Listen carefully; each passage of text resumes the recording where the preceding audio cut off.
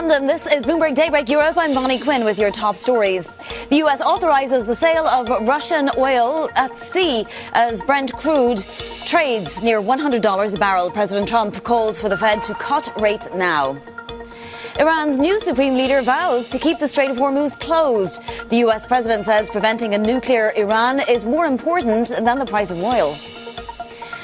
Plus, President Volodymyr Zelensky heads to Paris as he tries to keep the war in Ukraine on the global agenda. So let's take a look at these markets then. Oil continues to trade around $100 a barrel. Those releases yesterday doing nothing to calm this market, which keeps on repricing oil. Backwardation just getting ever more urgent. In near-term scarcity is obviously a huge concern for this market. And you can see the 10-year yield also continues to rise. I want to point to Halima Croft, who is just in D.C. and says that after her trip, she really feels like this war is going to continue on for many more weeks and it's going to last into the spring.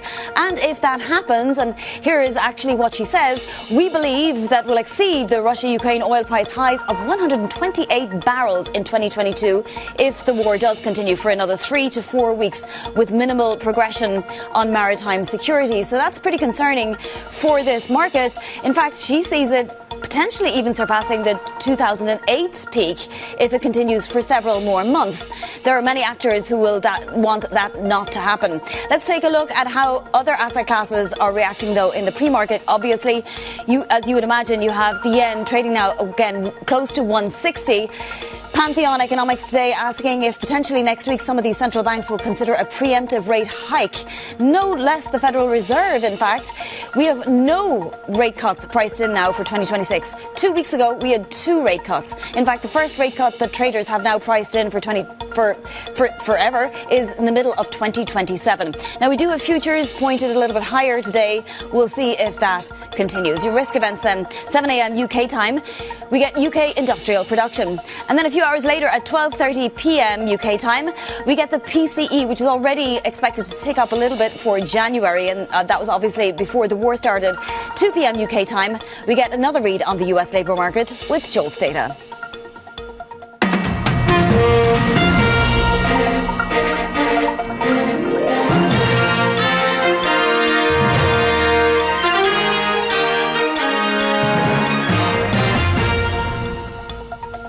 Brent crude trading near $100 a barrel following one of the most volatile trading weeks ever, with investors bracing for more upheaval as Iran pledges to keep the Strait of Hormuz practically shut. Joining us is Bloomberg's Anthony De Paula. Anthony, obviously the oil market seeing fewer signs of relief today and no sign of de-escalation even after those announcements of some reserve that might be coming into the market. Yeah, good morning, Vani. Well, we also had the new Iranian supreme leader yesterday saying that the Strait of Hormuz should stay shut. And really that is the factor that is driving oil prices higher and creating this dislocation in the market, because simply we've got some of the biggest producers in the world have their oil blocked in inside the Persian Gulf. It can't get out through the strait, which is that narrow choke point there. About 20% of daily oil consumption flows through Hormuz. And that is simply cut off now because vessels are not traveling. So we do have a few measures that are trying to adjust some of that loss downwards. We've got some pipelines that are taking some crude out of the Gulf area, but we're still looking at least 13 to 15 million barrels a day missing from the market. We had that big announcement from the IEA that the member countries of the IEA, countries like the U.S., like Japan, some of the European nations, will release their strategic stockpiles. That's both crude and products. But the real issue there is that flow rate, because they are not able to put as much oil onto the market as we would need to make up for that shortfall of the crude that's not coming through the Strait of Hormuz. We're also seeing commentary. Secretary Chris Wright was talking about it taking a couple more weeks. So there's really not a positive outlook on Hormuz, Vani. No, absolutely. And you have to wonder, is there any open Hormuz Strait without Iran's say-so, right?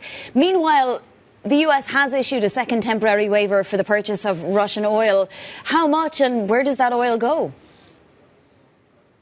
Yeah, so this is for oil on the water already. So they're allowing other countries to buy oil that has already been put on ships, already exported from Russia up until yesterday when that statement was released. That follows on a previous lifting of sanctions that would allow India to buy the Russian crude, specifically India, because India has been a big buyer of Russian oil. It had been scaling back Russian purchases because of added U.S. pressure on those sales, and they had been taking in more Middle Eastern crude. So now with that Middle Eastern crude blocked in, India's at a shortfall. So they're allowing them to take that Russian, and then the other main buyer of Russian crude was China. So we do expect some of those barrels that are on the water would also go to China, and potentially we could see some other countries that are lacking Middle Eastern crude taking some of those.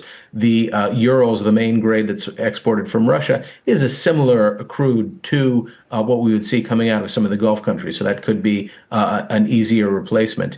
But conversely, one of the strange things is that a lot of those countries that had been buying Russian crude were doing it on a deep discount because those barrels were under sanctions. And so it was a risk for them to buy those barrels. Now that they are licit and allowed, potentially that price gets closer to normal market prices. So we'll see if that is also kind of a dislocation that even dissuades some people from buying those barrels. However, with a shortage, people are looking for anything they can get. So that's the state that we have right now. And that's why we're pushing $100 a barrel, Vonnie.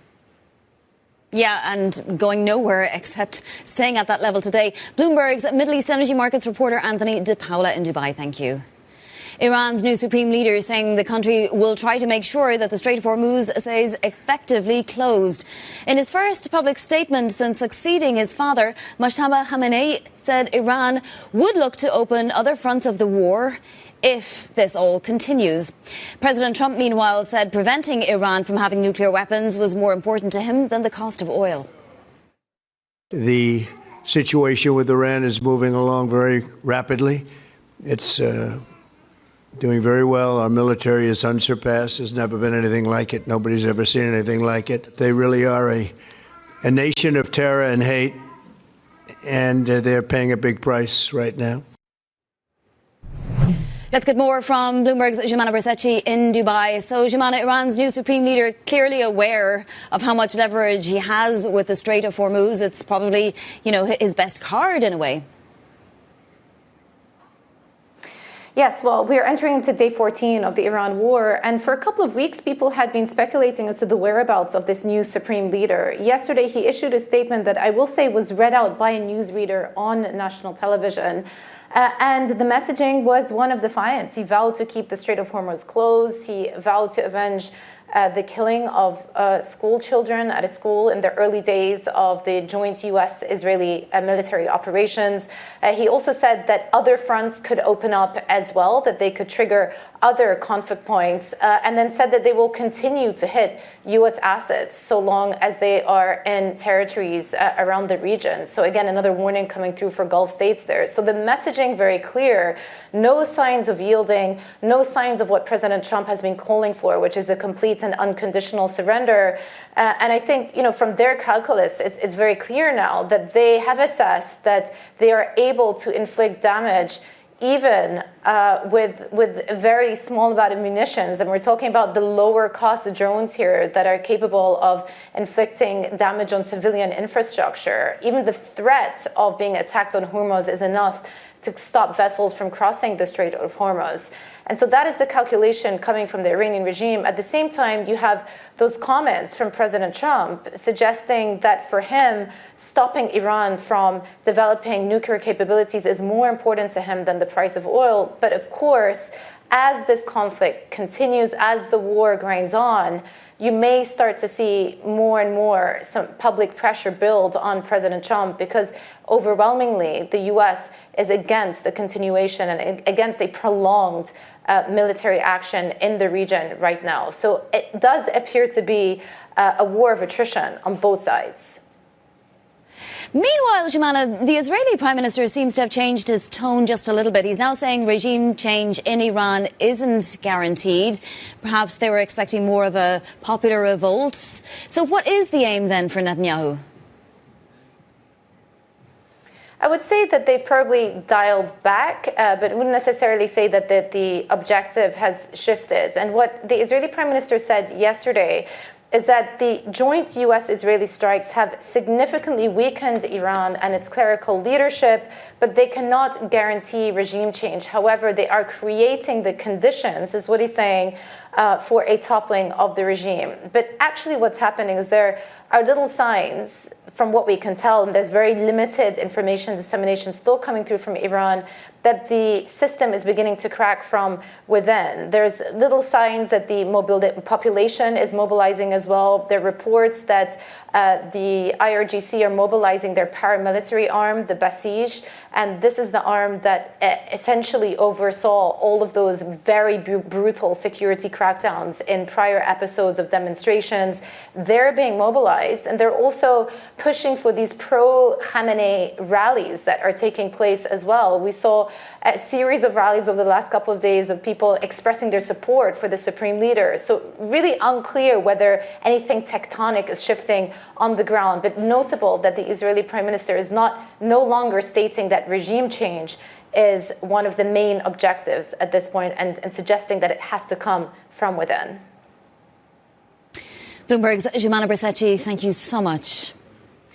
Asian stocks are now pairing early declines as the oil rally cools just a little bit. So let's bring in Winnie Su in Hong Kong. Winnie, what's happening in Asia?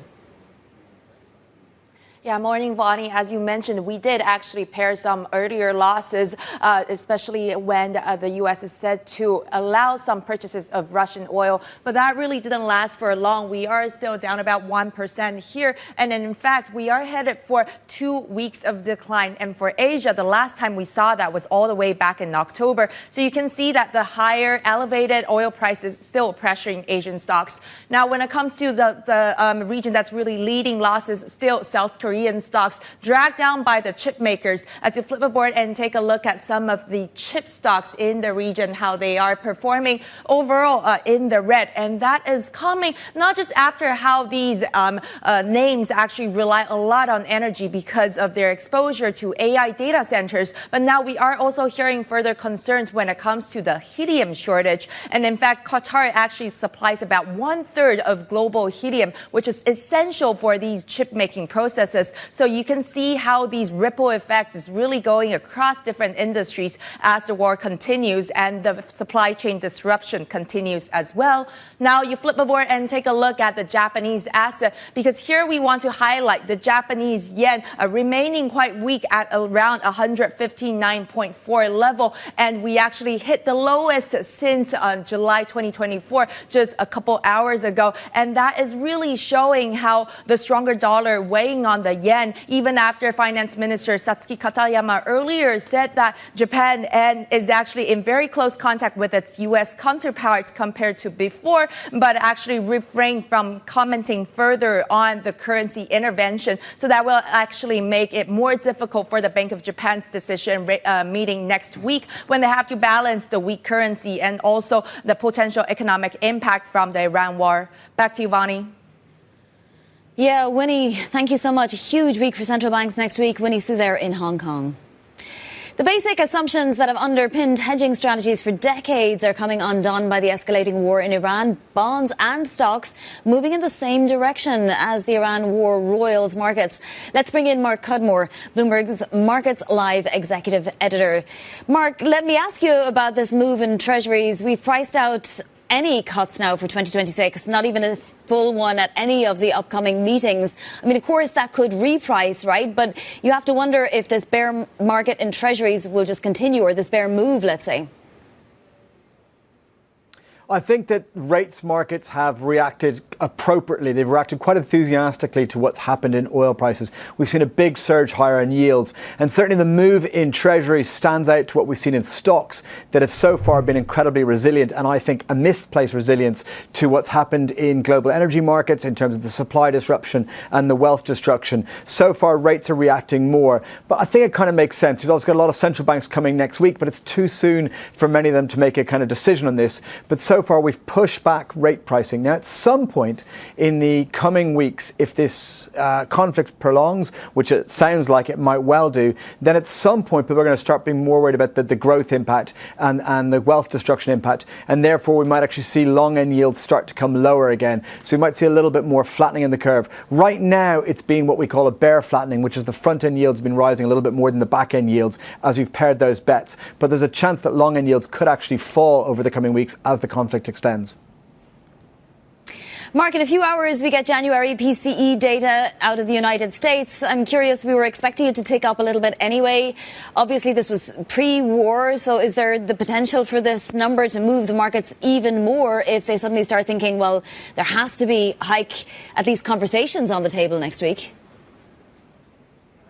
I think people very quickly move beyond this data. I think it's going to emphasize that inflation was already high going into the conflict, into the war, and now we've got a little bit of an inflationary shock. We can debate how serious that will be. But, you know, the game has been changed in terms of that, you know, what's happened 2 weeks ago has completely changed the dynamics for global markets. And really that kind of supersedes anything that we saw before. So I think this number is going to get a bit of excitement, but unless it's a complete shocker in either direction, and it won't be because this is a number that can be quite well predicted, we'll very, very quickly move on from this. Everyone's focused on what happens on the war, and obviously the outlook there is not positive.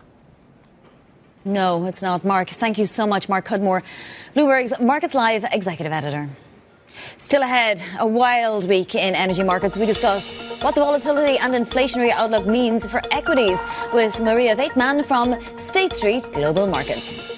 But first, seeking a trade deal on critical minerals while also trying to revive a new tariff regime. We discuss the latest moves from the White House next. This is Bloomberg.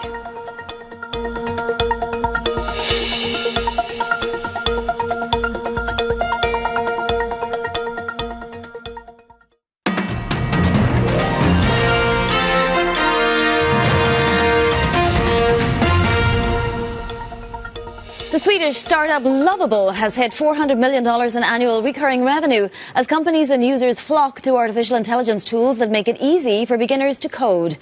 Investor fears that easy-to-use coding will undermine enterprise software companies have weighed on the sector's share prices. In an exclusive interview, we asked the Lovable CEO Anton Osika for his take on the software sell-off. Our mission is to let anyone be able to create software.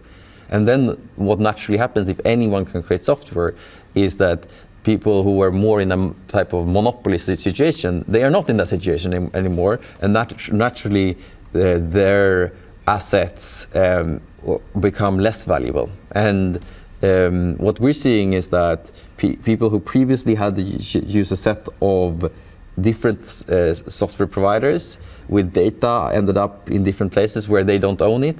They now build, like we're doing at Lovable, build out their own technology stack where they make sure that, since they own their data, that all of these tools that people, different profiles, the operations, the HR and the sellers can share all of that data seamlessly. So it's not just like unlocking a way to save money. You can actually move faster and use tools in your company that is being shaped by the people who are using them, or who are being developed by the people who use those tools, which makes your company run much more effectively, and you can do more as a business. So do legacy software, enterprise software companies like SAP, like Oracle, like Workday, do they survive? I don't think they're going to die. I think many of them might innovate, which is usually what happens under pressure, and that's naturally a good thing, right? The competition and changes make companies evolve, innovate, and create more value in the end.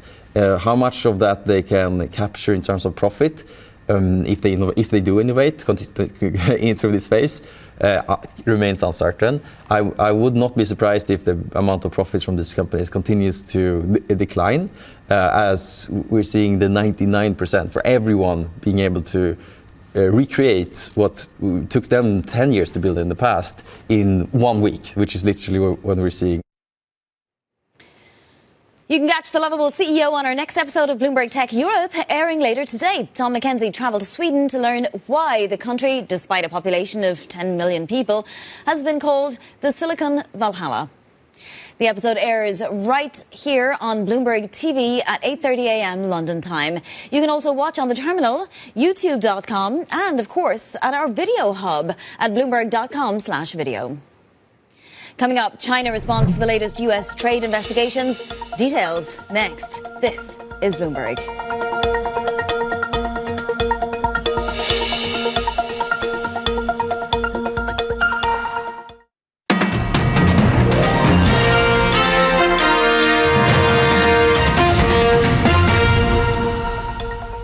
China says it is assessing President Trump's second tariff investigation this week as the U.S. continues its effort to rebuild the key trade policy that was struck down by the Supreme Court.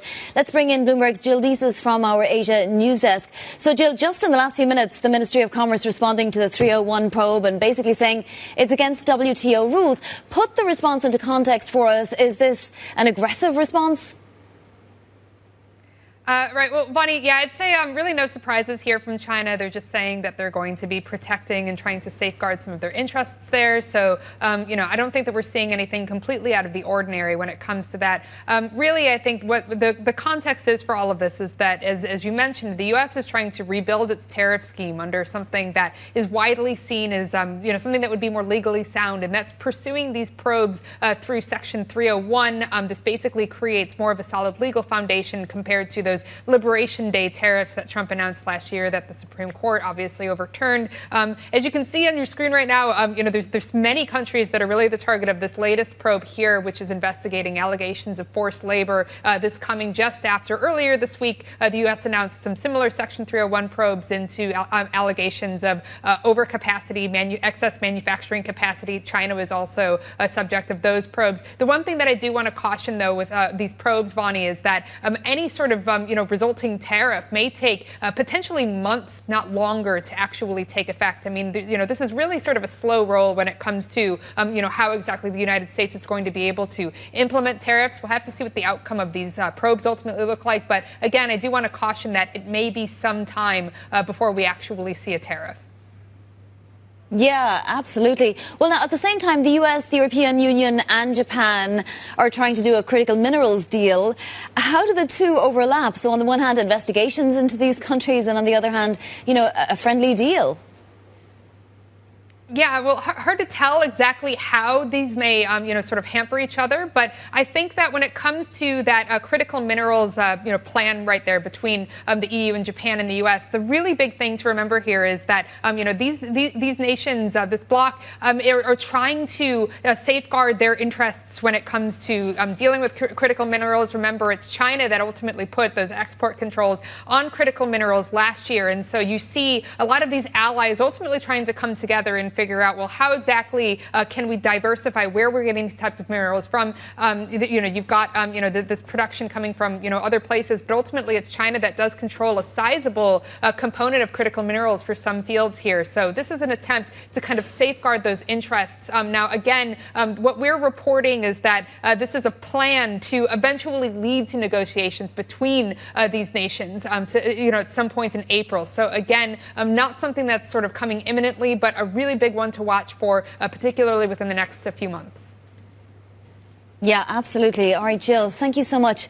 That is Bloomberg's Jill Deeses in Hong Kong. Coming up, traders running on fumes after a week of whipsawing, which has affected every single major asset class.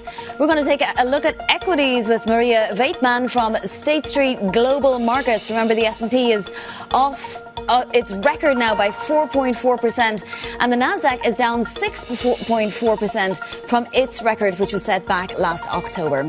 Do stay with us. This is Bloomberg.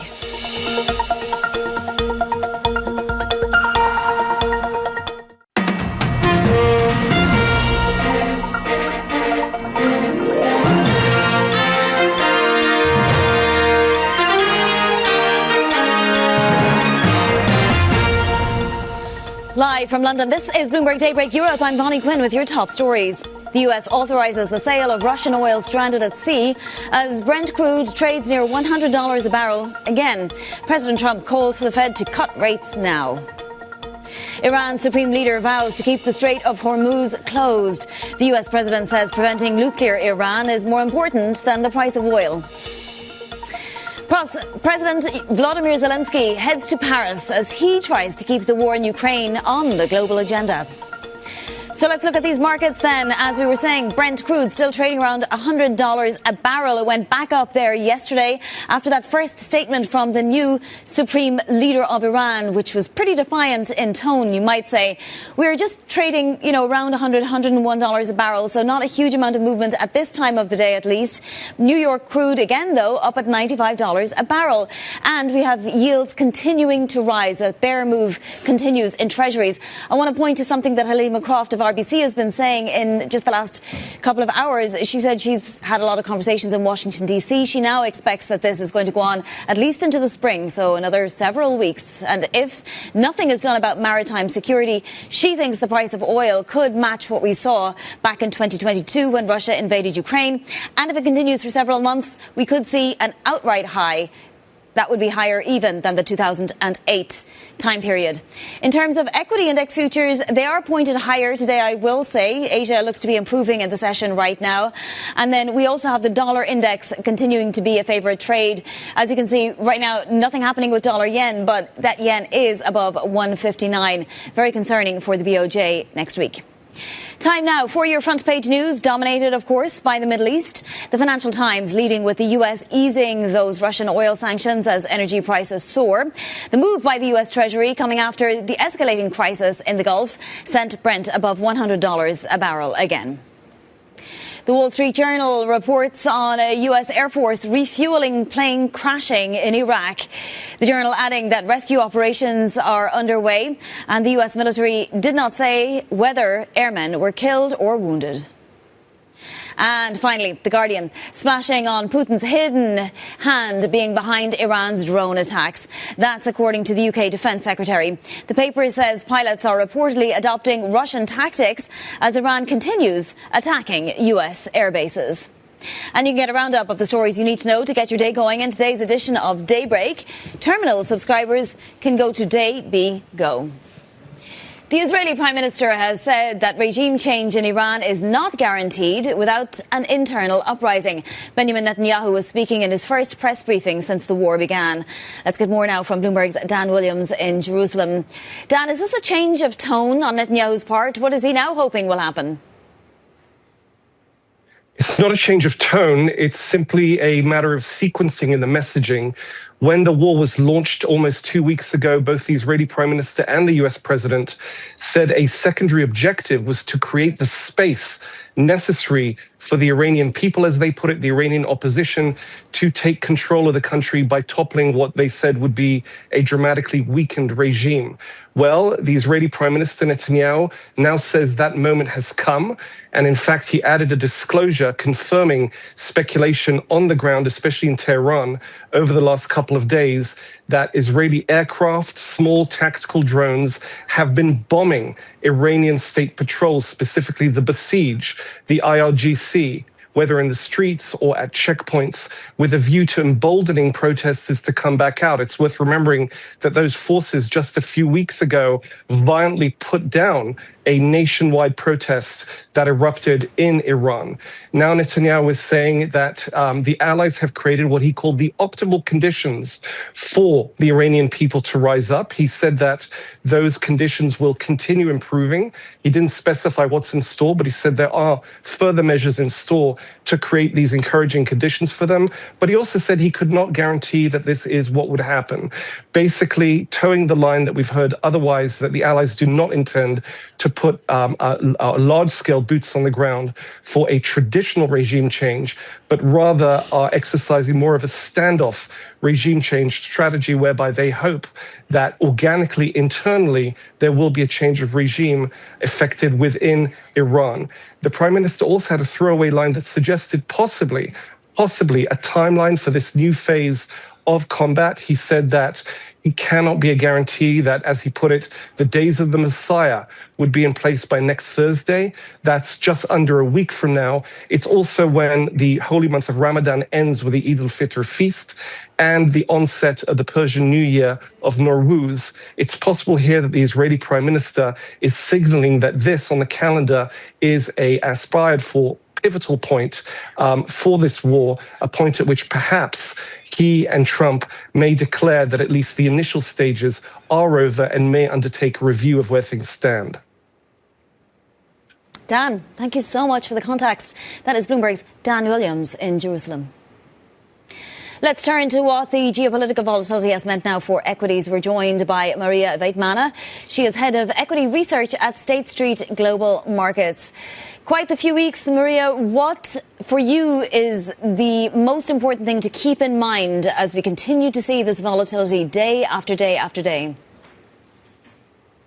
Yeah, good morning. I mean, what we're seeing in the market is some degree of kind of investors trying to maintain cool head. We're seeing, I mean, you were mentioning in your introductions that S&P is down 4% from its peak. I mean, obviously in a escalating Middle Eastern world, that's quite contained. Overall volatility is not really spiking. So what we see from investors, what we see, conversations with investors, what we see from our data on institutional investor holdings, that we're not seeing broad-based risk reduction. We're seeing rotation between areas that are likely to be more affected and areas that potentially kind of somewhat insulated. So investors are, I mean, we'll see whether it's confident or complacent, but for now they're kind of hoping this conflict would be resolved in kind of sooner rather than later, and we don't see big risk reductions yet. Yeah, and yet certain areas of the market are feeling it more, right? The Mag 7 index on the brink of a correction. I'm wondering how much private equity concerns are going to seep into this market as the war continues too, and will they be more pronounced given that there's just so much weight to this market now? Yeah, no, I think that's an interesting concern. That's a really important point, is that, I mean, the barrage of potentially bad news, if you think like from the start of the year, I think investors and kind of sell-side strategists were kind of thinking of like very constructive Goldilocks scenario where economic and earnings growth is strong, volatility is low, inflation is kind of anchored. That was a constructive scenario. That's how investors entered this war. And then we had a kind of scare about software, we have private equity, we have war, but still, like, markets seem to be quite resilient to those shocks. They seem to be quite isolated. Software was very specific selling of certain industries. We saw selling of IT services, software, but buying of hardware, semiconductors in our data set. In private markets, again, big concern, investors sold capital markets, but overall, a risk appetite is still somewhat robust, somewhat resilient. I mean, you could argue that the bond market is potentially taking this more seriously, given the secondary effects, I suppose, and so on. The MOVE index at a 9-month high now. You must be watching bonds to see if there's going to be any kind of a massive move on any of the days. I mean, obviously, we're still in that sort of range, 375 to 425 that we've been in for so long. Yeah, no, absolutely. There is very clear kind of disconnect between bond market and equity market. Equity market, as I said, is kind of winners and losers, as opposed let's kind of reprice everything. So that's definitely there. I mean, I guess I mean, watching inflation obviously is the key. So at State Street we have a proprietary measure of high frequency inflation price stats. So what that's showing is that we've seen, as expected, huge increase in fuel prices. I mean, in developed markets it's up to 10% increase since the start of the month. Emerging markets a lot less, but it's yet to seep into the kind of core series. So I think it's almost like a race against time. Is how, I mean, the longer the conflict continues, obviously we'll see more inflation coming into core series and kind of becoming a really kind of comes to the forefront of kind of investor attention. We're not there yet, but I mean, every day we're kind of getting closer and closer. Marija, you see Europe as the most vulnerable here. You're actually underweight the continent, and I'm curious as to why, given that, Europe has more options potentially than the US in some ways. Yeah, I mean, we've been quite skeptical about European stocks for quite a while. And I mean, in terms of our portfolio, we always try to go back to fundamentals. Where is the strongest earnings growth? And last year was this kind of the hope year for Europe, as Europe needs to kind of speed up investments. There are fiscal packages, and investors bought into that story, right? So we saw European stocks outperforming US, but it was all multiple expansion, right? It was very little earnings growth. US was kind of the opposite story. Robust earnings and very, multiples were didn't expand, and some areas it even came down. So I think for this year is really kind of the year of show me the money for Europe. And European earnings expectation, again, they started high this year, but even before the attacks on Iran, earnings revisions was the weakest. And if you think about in terms of should this conflict continue, Europe is very energy hungry economy, very energy hungry like manufacturing stock market.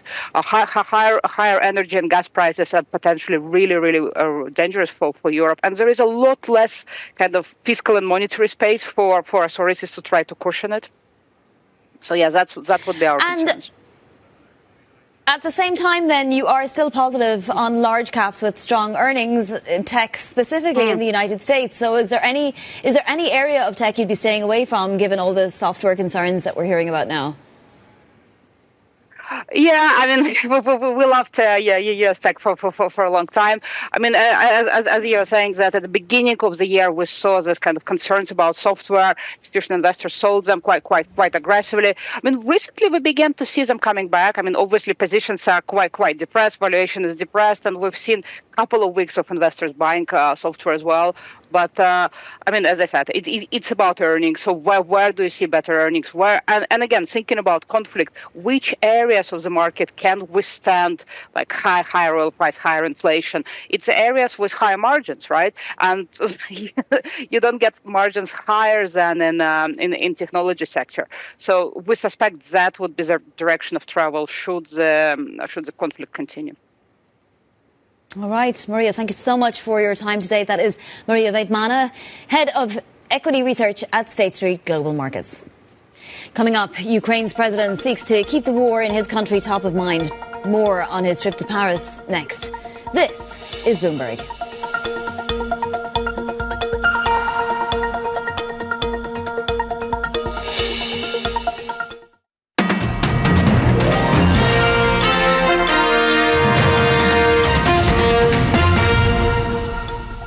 Welcome back to Bloomberg Daybreak Europe. Now to some corporate news. A man has been killed after ramming his vehicle into the doors of a synagogue in Detroit. The FBI says it was a targeted attack of violence against the Jewish community. Authorities say the vehicle drove into the synagogue before security officers exchanged gunfire with the suspect. A member of security was taken to hospital, but no members of the synagogue were hurt. Poland's president says he won't sign a law designed to give his country quick access to 44 billion euros from the European Union's Loans for Weapons programme. It's a blow to the country's pro-EU government. The decision could leave some Polish defence projects without financing and cause delays in military spending. A new Bloomberg survey of economists shows they see the European Central Bank keeping interest rates unchanged through 2027, even as inflation threats resurface.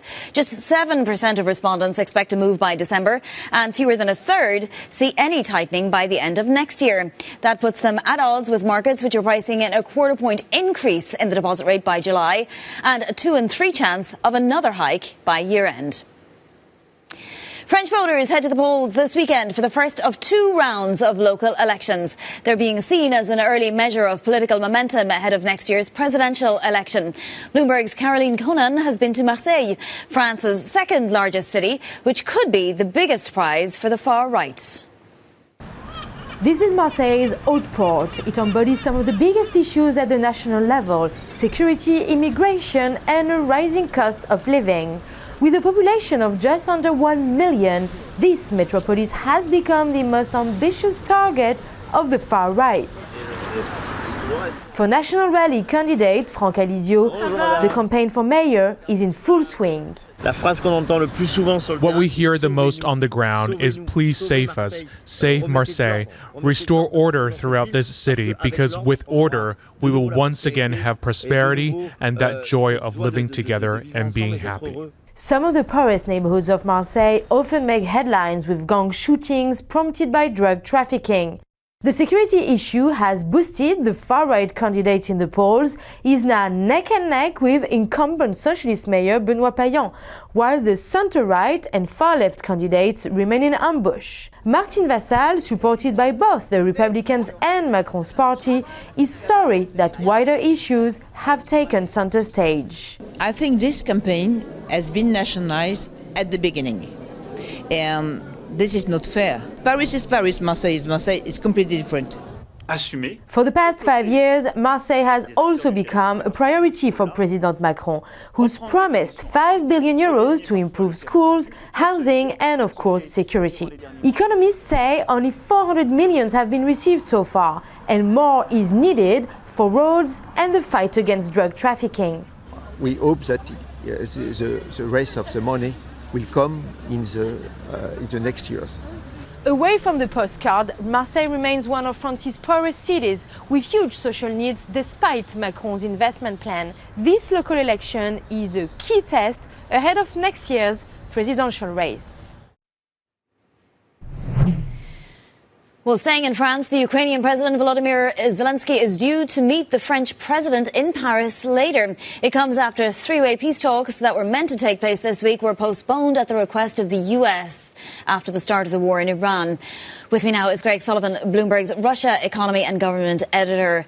So, obviously, Greg, tough times for Zelensky. He's doing everything he can to keep the war top of mind in Europe, but obviously there are other concerns right now. What does he say to the French President? Right. This is a very important trip for Zelensky because, as you said, he is struggling to keep it on the top of minds of European leaders. It's diplomatically important, but there's also tangible things that he needs to secure. One, of course, is air defense. Zelensky is worried that air defense supplies will go to the Middle East rather than Ukraine as they continue to face Russian barrages overnight. The second, of course, is sanctions. Clearly, there's concerns over the energy situation given the conflict in the Middle East. And Zelensky is worried that sanctions will soften on Russia. Ukraine has warned that this war stands to actually benefit Russia as energy prices increase, helping their revenue. At the same time, loosening sanctions would clearly strengthen Putin's hand. So this is a key concern for Ukraine, and Zelensky has to get that on top of European minds. Yeah, I mean, the U.S. Treasury Secretary putting out on X that there was only going to be a very minor, benefit to Russia from this particular waiver release. But there, as you say, there might be a huge move on sanctions just more broadly. Now, Ukraine also could potentially benefit a little bit from this war. Can it up the manufacture of drones and so on to send, or does it need to keep everything it can manufacture at home? Well, it's very interesting because Zelensky has offered his expertise on countering drones to the Middle East. And it does appear that, there is some interest in that. Clearly, Ukraine has faced Russian barrages of drones in similar ways that the Middle East is now facing drones from Iran. And of course, there's been a long history of Russian and Iranian cooperation. Iran supplied the initial Shahed drones to Russia that were used in the war on Ukraine. Russia has now brought a lot of that production at home. They got a lot of the technological expertise from Iran to domestically produce those drones. So Ukraine does have experience here, and it is offering it to the Middle East. Back to just the Russia coffers. I mean, where do they stand at the moment? Are they very depleted? And, how fast would we really need to see Russia get some benefit from the higher oil prices, from maybe, less of a discount to some markets and, just generally sanctions getting waived again? Because its ships are also stuck. They can also not go through the Strait of Hormuz. Well, so the key question here is actually how long does this conflict last? How prolonged is this spike in energy prices? Russia has been facing an a budget problem. The spending has remained sustained very high levels because of the war in Ukraine. At the same time, they've lost a lot of oil and gas revenue. So their deficit has been widening, and that has been an issue that they've had to address. They're contemplating spending cuts to try to narrow the deficit. But if the elevated oil prices stands to benefit and increase revenue for Russia. Now, right now, the Kremlin assumes that is going to be a temporary boost, and so they're acting as if they need to cut spending, close the deficit. But if the conflict remains prolonged, that does stand to benefit Russia. So that there is the key question. All right, Greg, that is the question we ask 75 times a day, right? How long does this last? And nobody knows. Greg Sullivan, Bloomberg's Russia Economy and Government editor. Plenty more coming up. This is Bloomberg.